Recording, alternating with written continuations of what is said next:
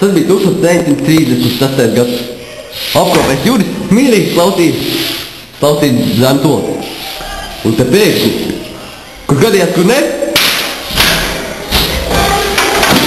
Oi!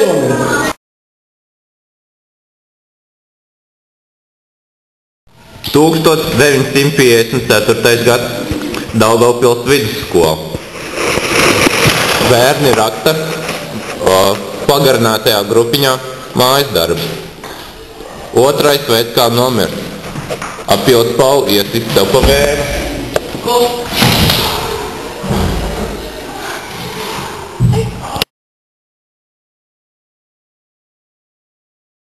1987. gada 1.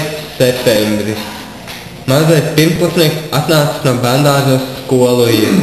Pirmā skolas diena. Viņš ar austu tīrāmo kociņu grib pamēģināt kādu triku, ko iemācījies bērndārzā.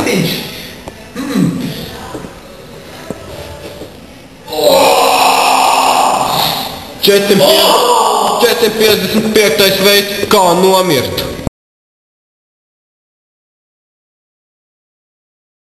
2005. gada 23. jūnija ziema.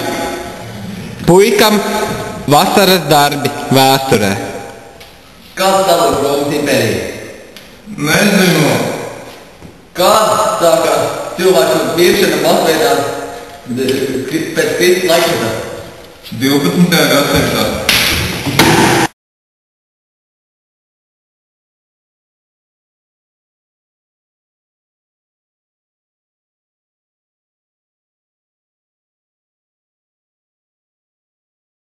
Ārējais kaut kāds spēks.